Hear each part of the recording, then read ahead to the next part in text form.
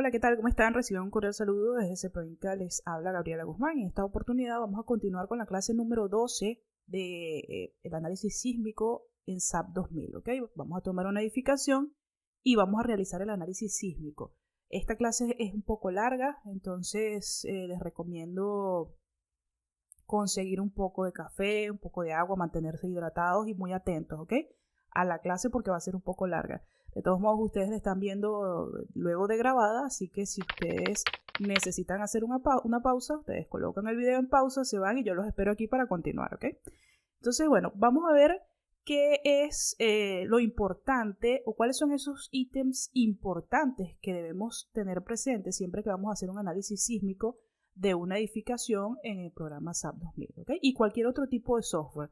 Vamos a ver una metodología paso a paso para que ustedes puedan aplicarla a sus proyectos, aplicarla a sus trabajos y sin pasarnos nada por alto, ¿ok? Yo lo que he hecho es leer con mucha calma y mucha precaución la norma que rige las estructuras acá, el diseño de estructuras sismorresistentes acá en nuestro país, que simplemente en su comentario ya tiene un respaldo teórico de lo que se indica en las disposiciones del articulado, ¿ok? Entonces funcionará para nosotros y funcionará para ustedes siempre y cuando ustedes le echen un ojito a su norma y pues vayan verificando que exige algunas cosas similares a las que la nuestra exige, ¿no? Y realizando los ajustes pertinentes.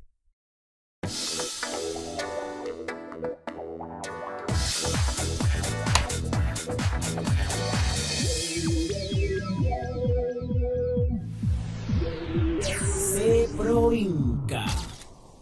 Pasos para realizar el análisis sísmico en SAP 2000.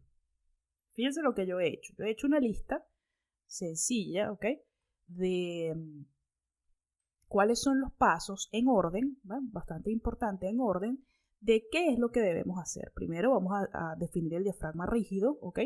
Por lo que yo parto de la idea de que ustedes saben qué es un diafragma rígido o cómo queda definido, ¿no? Definición de fuente de masa.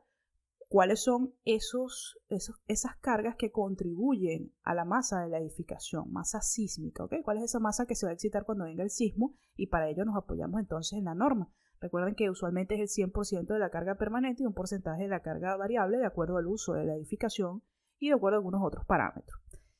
La definición del caso modal. Vamos a ver cuál es ese mínimo número de modos, máximo número de modos que debemos utilizar en el análisis, para que ustedes puedan tener un poco más fresca esa información. Fíjense algo, voy a pararme aquí un segundito en este paso 3 y les voy a decir que esta clase es bastante delicada. Esta clase no planea de ninguna manera decir que vamos a abarcar todo, ¿ok? Pero sí planea molestar su curiosidad para que usted sepa entonces, vale, de esto es lo que debo estudiar, ¿no? De hecho, al final de la clase les voy a dejar mis recomendaciones bibliográficas para que ustedes puedan profundizar en el estudio de la dinámica estructural. Digo esto porque hay que tratarla con guantes de seda. Muchas veces simplemente vemos un tutorial y se les dice esto se deja por defecto, esto se deja por defecto, sin pasar por algunos puntos claves que ustedes deberían tener presente, ¿no? Les voy a dejar acá en la descripción un poco lo que es mi opinión y mi reflexión respecto a ir dejando todo por defecto y un poco lo que ha sido mi experiencia en el caso de que es mucha información, ¿no? O sea, olvídenlo, nosotros todos somos personas, somos seres humanos. Nuestro cerebro tiene una capacidad limitada, tenemos una capacidad de aprendizaje limitada, en el sentido de que no vamos a manejar todo el tiempo un volumen de información literal, ¿no? Ni tampoco somos máquinas, no somos computadoras, no tenemos una perfección de escritura de información, luego borrado de información, luego actualización de información, ¿ok? Lo que sí podemos hacer es ir manejando, ir sintiendo, ir palpando los problemas, ir palpando los números de los problemas que son comunes. Por ejemplo, ¿cuánto debería ser el periodo? ¿Cuánto debería ser el corte basal? Si tengo una maquinaria, ¿qué tipo de caso modal me conviene definir? Si tengo una masa que yo siento que es peligrosamente o hará vulnerable a mi estructura, entonces, ¿cómo debo configurar el caso modal? Esas son cositas que son los que yo quiero despertar y que requieren, para que usted tenga un dominio, que nos metamos en ejercicio y que comencemos a ver números, ¿ok? Así que, bueno, esa es un poco la filosofía de esta clase. No lo vamos a ver todo, pero sí vamos a saber hacia dónde debemos seguir trazando camino para seguir educándonos y seguir siendo cada día mejores, ¿ok? Así que, bueno, dicho eso, continuo. Número 4, verificación de porcentaje de participación de masas, ¿ok? Esto porque el análisis del caso modal nos indica que necesitamos garantizar como mínimo un cierto porcentaje de participación de masas y que debemos hacerlo pues de manera manual, ¿no? Verificar que por lo menos estamos cumpliendo ese 90% de participación de las masas en el análisis dinámico. Repito, esto va a depender también de cómo configuremos el caso y eso lo vamos a ver un poco más adelante, ¿ok? Les pido disculpas porque tengo ruido de fondo. Estoy grabando esto de día porque, bueno, se me complica un poco. De día hay mucho más ruido de lo que podríamos tener de noche, ¿no? Cuando grabo en la madrugada para que tengamos absoluto silencio y no tengamos distracciones. Vamos con el paso número 5, sería la definición del espectro de diseño. Ya hemos visto que es el espectro de diseño y lo que vamos a ver es cómo lo cargamos entonces a SAP 2000. Definición de los casos sísmicos tipo Response Spectrum, SX y SY. Aquí vamos a entrar un poquito, nos vamos a mojar como dirían los españoles y vamos a entrar un poquito en la polémica de cómo lo definimos, ¿no? ¿Cómo lo defino? 130, 100, CQC, SRSS. O sea, vamos a discutir un poquito las diferencias que tendría según algunas notas que yo tengo por acá y cosas que podríamos también colocar en los comentarios. Verificación de periodos y corrección de posibles problemas. ¿Okay? Vamos a hacerlo rápido, ver que tenemos los periodos congruentes con lo que deberíamos estar esperando. Si hay algún problema, si ocurre por suerte para ustedes que yo tengo un problema en el modelado, pues vamos a corregirlo. Pero si no hay ningún problema, fíjense, con este punto número 7, que tiene este número tan bonito, este número perfecto, vamos a hacer un taller, si a ustedes les interesa. ¿En qué vamos a enseñar en ese taller? Vamos a agarrar una estructura y le vamos a hacer muchas cosas malas, ¿ok? Es decir, voy a generar 5 estructuras, por ejemplo, con 5 errores, y me voy a sentar con ustedes, muy probablemente en vivo, para que ustedes me vayan diciendo cómo la corregimos, ¿ok? Y yo les voy a ir guiando para que ustedes sepan de dónde debemos buscar para encontrar el error, ¿ok? Yo estaba conversando un poco con Luisana y pues llegué a la conclusión de que si esta clase fuera o tuviera un género musical sería un reggaetón, ¿ok? Un reggaetón es donde usted ve todo lo que no se debe decir en la vida, pues la gente lo está diciendo en un reggaetón y lo está cantando. Entonces, bueno, esta clase vamos a hacer eso, vamos a hacerle muchas cosas malas a la estructura y vamos a aprender juntos de cuáles serían las soluciones a esos errores, ¿ok? Bien, como paso número 8 vamos a crear la combinación de peso sísmico. ¿Por qué? Porque vamos a sacar esa cuenta con SAP 2000, ¿ok? Quiero el peso total de la edificación. Entonces lo voy a hacer de manera automática, ¿no? Lo voy a hacer con la combinación, creando una combinación y leyendo los resultados, tanto basal, es decir, en la base de la edificación, como por nivel. Para esto nos vamos a apoyar en el comando section cut y en una vista tridimensional que ustedes ya saben configurar. Realizaremos entonces control de corte basal, corrección en caso de que aplique. Aquí nosotros tenemos 2 controles de corte basal que vamos a estar viendo. Chequeo del efecto P delta. Y fíjense aquí, esto es algo importante. Luego de este paso es cuando deberían agregarse los efectos torsionales, ¿ok? Luego del control de corte basal, yo debo agregar los efectos torsionales, no antes. Es decir, según esto que yo he analizado, como le dije, con pinzas, con calma y con mucha paciencia, analizando la norma, el chequeo del efecto delta aparece luego de que se ha aumentado o se ha incrementado el control de corte basal, ¿ok? ¿Por qué? Y ustedes podrían decir, bueno, ¿por qué no lo hago antes? Es decir, ¿por qué no chequeo antes la inestabilidad antes de continuar con el problema? Bueno, porque yo primero incremento al mínimo corte basal que me indica la norma y luego ya con un corte basal mayor realizo el chequeo de la inestabilidad y luego de que realizo el chequeo de la inestabilidad paso a lo siguiente, que es agregar los efectos torsionales por la excentricidad accidental modificando los casos. Luego realizaríamos la combinación direccional del sismo, 130, el node combination. Vamos a ver por qué yo elegí 130, porque hay personas que colocan 100, hay personas que colocan la raíz cuadrada de la suma de los cuadrados. Hay varios métodos y ustedes van a ver por qué yo elijo este 130, ¿ok? Luego realizaremos las combinaciones de diseño que incluyen el sismo y por último pues vamos a hacer el chequeo de las derivas que según mi criterio yo he revisado la norma. Yo siempre reviso con mucho cuidado, no es la primera vez que lo hago, pero yo como no me creo a mí misma, lo hago nuevamente 2 años después, otro año después y no veo claramente que se diga en qué momento se chequean las derivas, pero mucha gente llega y lo hace con SX puro o con SY puro, pero si la estructura tiene un efecto de torsión, Si yo coloco un sismo en un porcentaje de sismo en Y, ese porcentaje de sismo en Y me va a incrementar el sismo en X, ¿okay? O la traslación del sismo en X. Digamos por esa rototraslación que se produce. Entonces yo sería partidaria de crear, de verificar con la combinación direccional aplicada, pues las derivas que tiene la edificación. ¿Okay? Esto es un poco para irles comentando, fíjense, una pequeña introducción de 10 minutos en lo que vamos a estar realizando en nuestra estructura. Luego, posteriormente, bueno, las combinaciones de diseño incluyen el sismo y posteriormente viene el diseño de los elementos sismoresistentes. Estamos hablando de las vigas y las columnas, ¿ok? Entonces es bastante interesante esto que vamos a realizar. Vamos entonces con el paso número 1, la definición de diafragma rígido, ¿ok? Nuestra norma, pues se define un diafragma rígido cuando tenemos una loseta de al menos 4 centímetros. Nosotros tenemos dos versiones. Tenemos 5 centímetros por la normativa sismoresistente y me parece que 4 centímetros por la normativa vigente de concreto armado, ¿no? Entonces, bueno, digamos que si tenemos una loseta de 5 centímetros que tiene unas oquedades, o sea, que tiene unos tamaños de aberturas en plantas controlados, ¿ok? Y de entrantes en planta controlados, y de salientes en planta controlado, podemos decir que es un diafragma rígido. Si eso no está controlado o tenemos un exceso de oquedades o un exceso de salientes, pues ya no es un diafragma rígido y no lo podemos considerar como tal, ¿okay? Entonces es importante que ustedes sepan cómo identificar si tienen o no tienen un diafragma rígido en su planta. Bueno, vámonos entonces a SAP 2000 y vamos a comenzar a hacer esto. Para recordarles, esto que vamos a desarrollar es el método de superposición modal, método de análisis dinámico de superposición modal con 3 grados de libertad por nivel. ¿Y por qué vamos a utilizar ese método, que es el que usa todo el mundo, pero creo que nadie le ha dicho por qué? ¿Okay?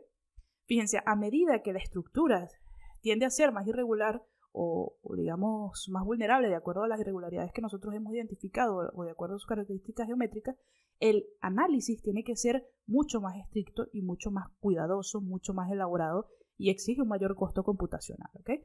Fíjense, aquí tenemos dos tablas. La tabla de arriba son estructuras regulares, la tabla de abajo son estructuras irregulares. Si nosotros tenemos una edificación que no excede 10 pisos ni 30 metros, podemos tranquilamente hacer un análisis estático. Por supuesto, sabemos que esto va a ser muy conservador, vamos a tener valores más altos que si hiciéramos un análisis dinámico como se hace ahora, como lo hace ahora todo el mundo, pero podría funcionar, ¿okay? Podría aplicarse. Si tenemos una estructura que excede 10 pisos o 30 metros, entonces se requiere un análisis dinámico plano, que es otra de las opciones.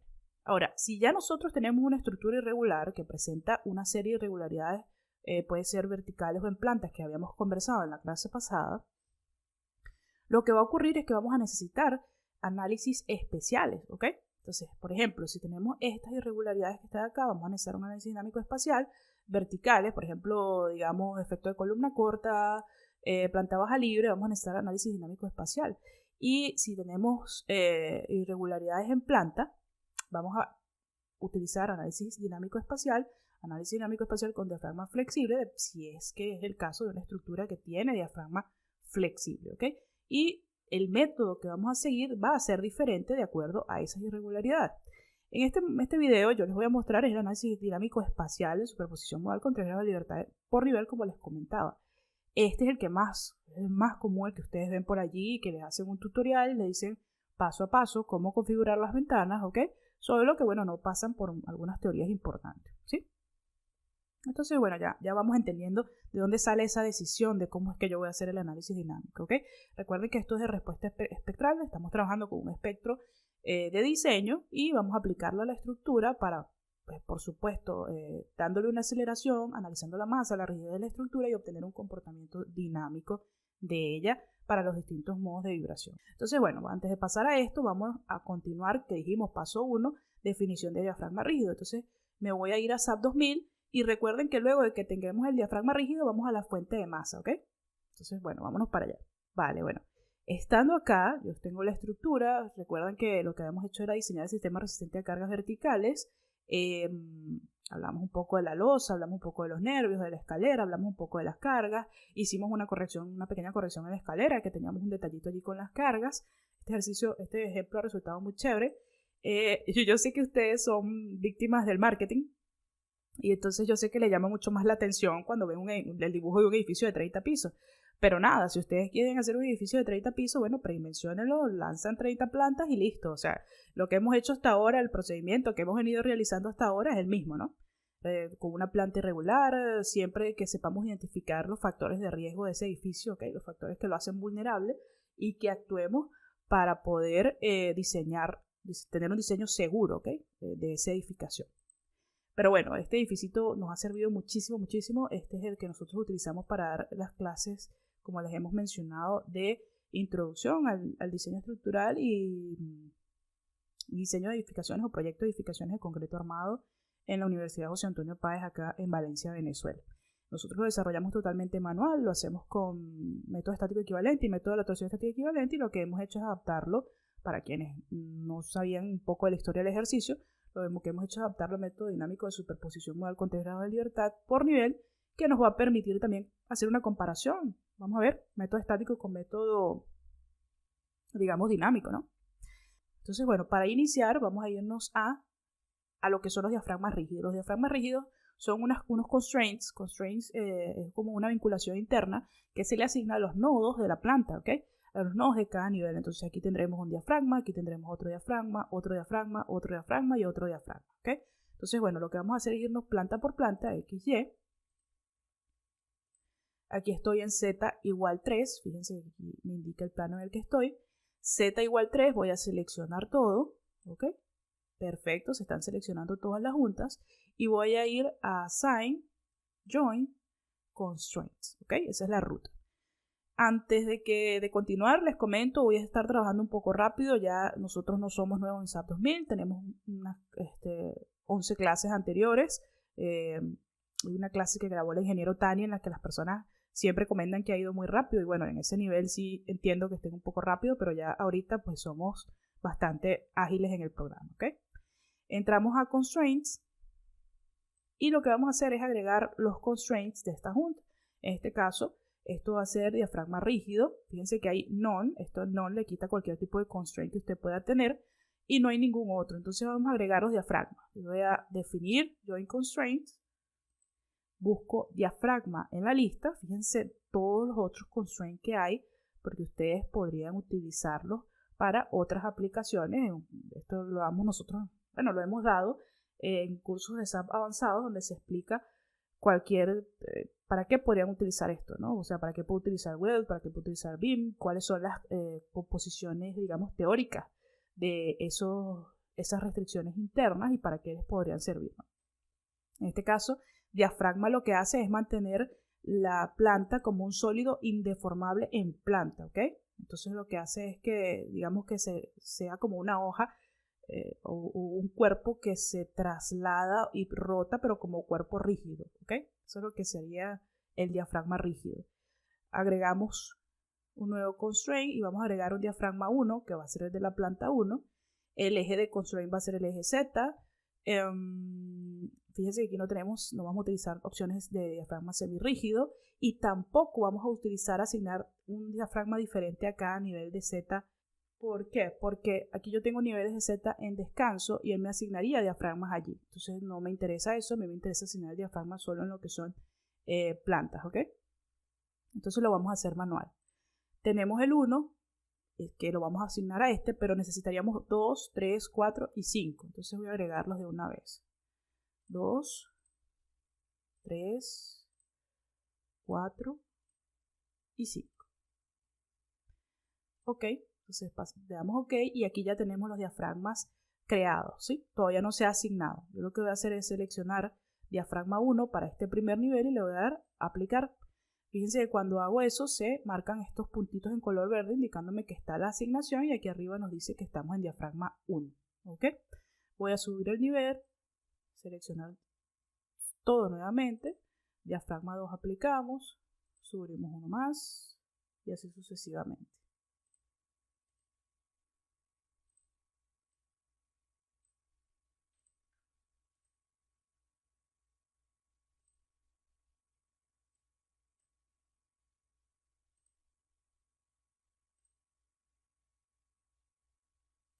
Vale, entonces se han asignado, fíjense, yo doy un clic derecho y aquí en las asignaciones me sale que es diafragma 5, estamos perfectos.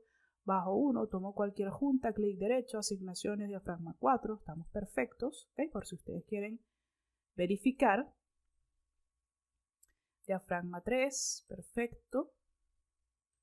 Bajamos 1, toco cualquier junta, diafragma 2, ¿ok?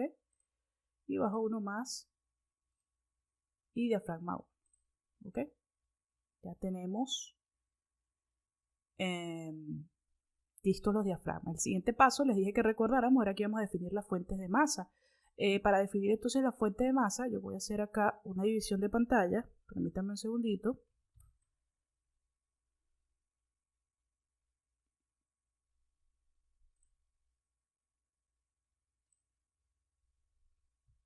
Acá a mano derecha tenemos el proyecto modelo, ¿sí? Y este es proyecto modelo. Acá yo tengo cuáles las masas que van a participar en la edificación. Voy a marcar acá con un poquito de resaltador. Genial. Entonces, estas son las masas que van a participar. Fíjense, tenemos 100% de CP, 25% de CB entre pisos, 50% de vías de escape y de escalera, cargas en vías de escape y de escalera, y CBT 0%, que sería la carga variable de techo. Esto está justificado en el código, nuestra norma COBENIM 1756, ¿ok? Artículo 7.1. Las de ustedes con seguridad tienen la misma filosofía, ¿ok? Para mostrarles algo, fíjense que acá yo he hecho, este es el proyecto, ¿no? Un poquito el proyecto, él tiene 4 partes: aplicación del método estático equivalente, aplicación de atracción estática equivalente, combinación de las dos cosas, ¿ok? Chequeo de derivas y el chequeo del efecto P delta. Digamos que esta es la parte sismoresistente de esta edificación. Lo que tenemos por acá sería el análisis de todas las cargas en la edificación. Lo hemos hecho en MATCAD para tenerlo automatizado. Esto que está acá es las propiedades de las áreas. Fíjense que esto se puede hacer de muchas maneras, ¿no?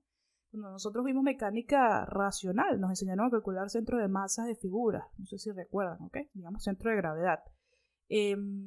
Nosotros estamos entonces en capacidad de calcular el centro de masa de estas áreas de manera manual, ¿ok?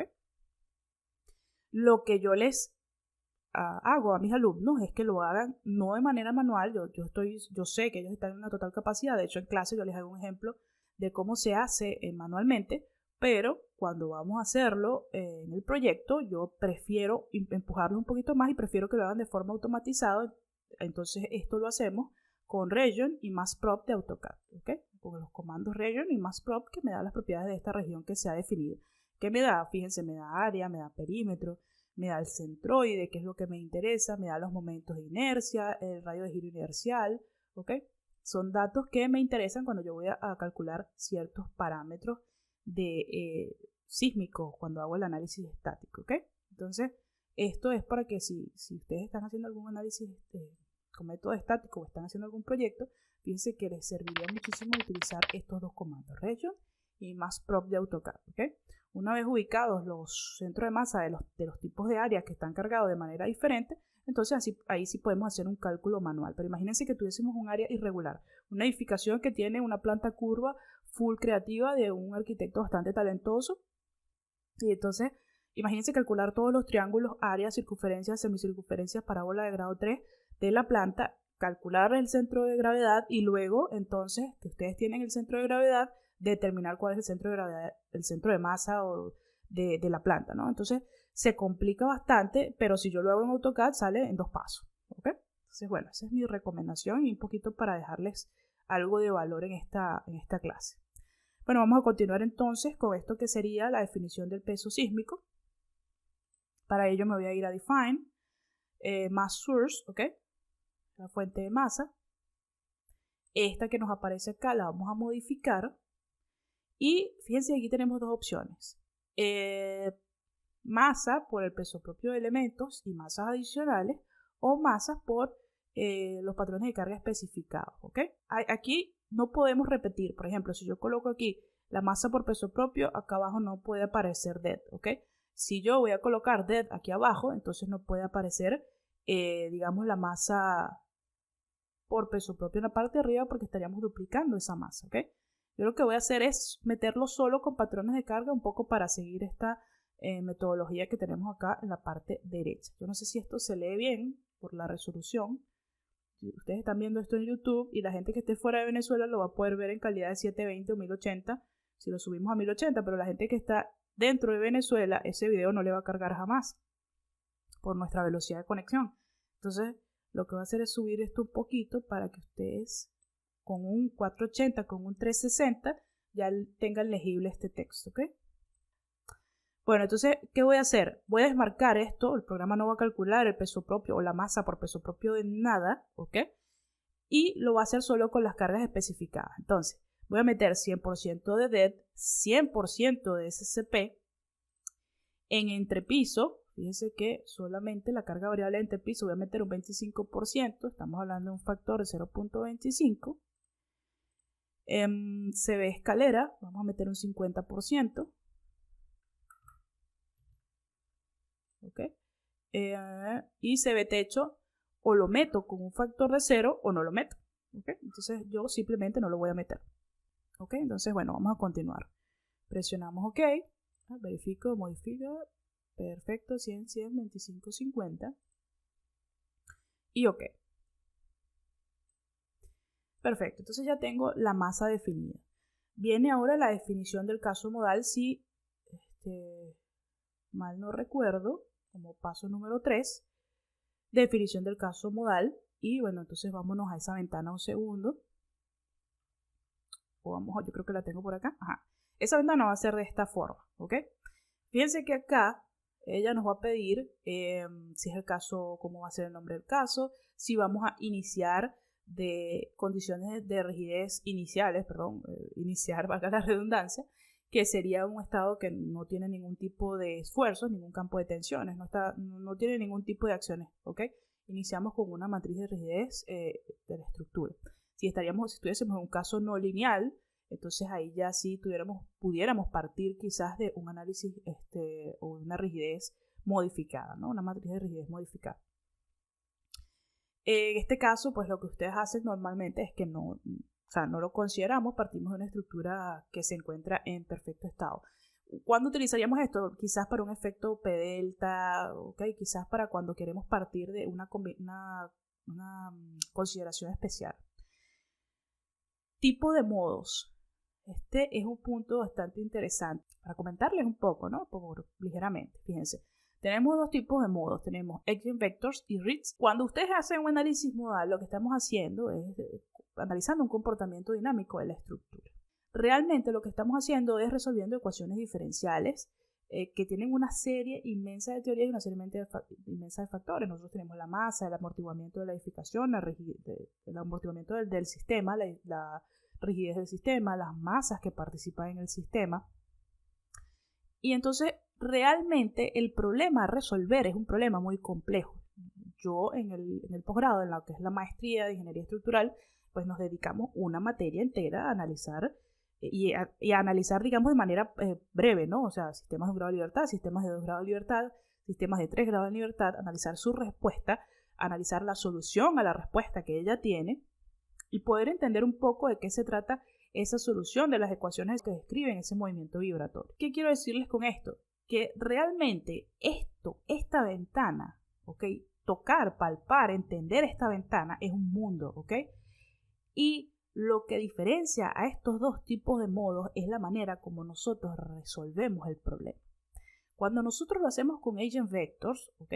Lo que hacemos es determinar las formas modales y frecuencias del sistema en vibración libre no amortiguada, ¿ok? Para que ustedes tengan una idea de qué es lo que estamos haciendo en este punto. Entonces, ¿qué es lo que hace este primer análisis? Él permite obtener la respuesta natural de la edificación, ¿ok? Natural. ¿Qué es la respuesta natural de la edificación? Bueno, yo tengo una edificación con una cierta masa, con una cierta rigidez propias, ¿ok? Propias de esa edificación. Y entonces ella me entrega el análisis que hizo, ella me entrega cuánto valen las frecuencias, ella me entrega cuánto valen los periodos, ¿ok? ¿Cuál sería la participación de las masas bajo bajo esa configuración, ¿okay? Fíjense que yo no estoy diciendo en ningún momento cuánta masa está participando por ahora, yo no estoy diciendo cuánta masa está participando, entonces yo tengo que verificar que el número de modos que yo estoy estudiando, ¿okay? Que son ese número de configuraciones geométricas posibles, están incluyendo la masa de la edificación. ¿Okay? Ese sería este eigenvector. Imagínense para qué nos sería útil. Si él lo que está estudiando es precisamente características propias de la estructura, entonces este método es increíblemente bueno para corregir errores de la estructura y para estudiar el fenómeno de la resonancia, porque me va a decir cómo va a actuar la estructura. ¿Okay? Y cómo ella va a responder. Eso, si él me dice cómo ella va a responder, dinámicamente hablando, entonces yo puedo ver si una acción podría ser, por ejemplo, sumamente devastadora. Y para darles un caso de esto, fíjense, ustedes pueden buscar en YouTube, en este momento busquen el puente Tacoma Narrow, que es un puente caso emblemático de un puente que sufrió resonancia, que es lo que ocurre cuando el periodo de la acción coincide con el periodo natural del sistema y entonces ocurre la amplificación de la respuesta del sistema hasta llegar posiblemente al colapso por esa resonancia. ¿Okay? Esto pasa, hay un video que circula mucho en Instagram, que es un estadio donde la gente está saltando y claro, uno salta, entonces uno tiene una consigna en el estadio y saltan muchos a ritmo, ¿no? Entonces cuando saltan a ritmo más la respuesta de la estructura amplifica en el movimiento, entonces vemos una estructura que tiene una respuesta pues bastante pronunciada y mucha gente pues viralizó el video, pero eso es lo que está pasando, ¿no? Fíjense qué interesante ese caso, y es el caso que es el que vamos a utilizar para hacer la depuración de problemas en nuestra clase, que será el reggaetón de la ingeniería estructural aplicada a una edificación. ¿Okay? Bueno, si tenemos alguna incongruencia es bastante útil. Estoy repasando algunas notas que tengo por acá para comentarles. Si yo tengo un modelo mal condicionado, un mecanismo que se esté generando, este tipo de análisis con eigenvectors me va a decir rápidamente, con estos valores propios, me va a decir rápidamente dónde está el error. ¿Okay? Entonces, bueno, esas serían las consideraciones.